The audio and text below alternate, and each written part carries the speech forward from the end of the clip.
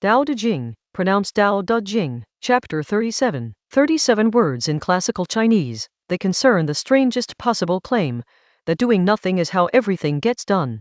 The original in Mandarin pronunciation. Dao chom wu wei er wu bu wei, hu wang yu neng shu zhai, wànwù jiāng zai ha, er yu zuo wu jiāng zhen zhai wúmíng zhai pu, fu yi jiāng wu yu, bu yu yi jing, tiānxià jiāng zai ding. A translation. The Tao is always without action, yet nothing is left undone. If lords and kings could hold to it, all things would transform of themselves. Transformed, yet desires begin to stir. I would steady them with the nameless uncarved wood. The nameless uncarved wood holds no desire. Without desire, there is stillness, and the world settles of itself. The first line carries a paradox that Laozi returns to across the entire text, but here states most plainly, the Tao does nothing, wu wei, without action, and yet nothing goes undone. This sounds like a riddle, but it points at something observable. Think of how a river doesn't decide to carve a canyon. It has no strategy, no intention, no effort. It simply moves according to its nature, and over time the stone gives way. The carving happens without the river doing it. This is wu wei, not laziness, not passivity, but action so aligned with the nature of things that it doesn't register as force. The text then makes a political claim. If rulers and lords could hold to this quality, all things would transform of themselves. Zai ha, self-transform. The character zai means self. Things would become what they are meant to be, not because someone pushed them there, but because nothing was blocking the way. This is an argument about interference. It says that the natural tendency of things, people, communities, systems, is to find their own order,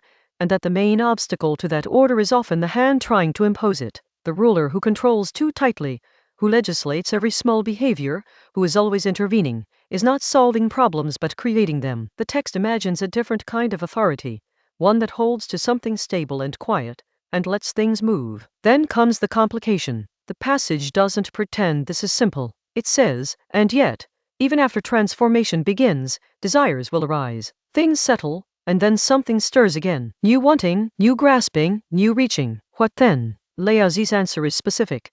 He would steady them.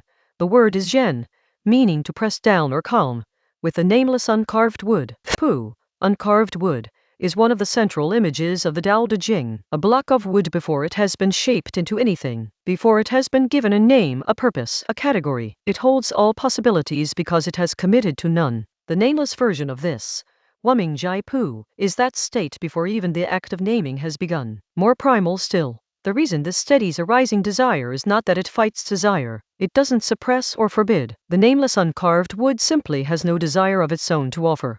It holds nothing anyone could want, and in its presence, the desire finds no purchase, and fades, not conquered, not legislated away, just left with nowhere to land. From there, stillness, and from stillness, the world settles of itself. Again that sigh, of itself, on its own terms, by its own motion. The chapter's shape is a spiral. Tao does nothing, world transforms. World transforms, desire arises. Desire arises, return to the nameless. Nameless holds no desire. Stillness, world settles again. The answer to each new disturbance is not a new intervention, but a return to the same uncarved state. What might stay with a person who hears this?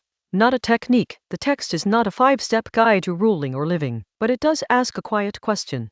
How much of what you call management or control or fixing is actually disruption? How often does the intervention compound the problem it was meant to solve? The image of the uncarved wood is useful here, not as a prescription but as a direction. There are moments when the right response to something stirring, something wanting, is not to act on it but to return to something quieter in yourself, something that doesn't need the thing in question. Not suppression, not discipline in the effortful sense, more like remembering that there is a place in you that doesn't need to reach, and from that place, the stirring often resolves without being fought. The text also carries a warning that runs through the Dao De Jing as a whole. The more you name things and organize them and try to make them conform, the more you set yourself against the way things actually move. The nameless is not ignorance. It is the refusal to fix something into a shape before you understand whether that shape is needed. This chapter doesn't promise peace. It says the world will settle of itself, if desire is stilled, if the uncarved quality is held, but it knows that desire arises. That's built into the text. The spiral continues. You return to the nameless not once but repeatedly, whenever the grasping resumes. The Tao does nothing, and nothing is left undone. Chapter 38 turns to what happens when that quality is lost.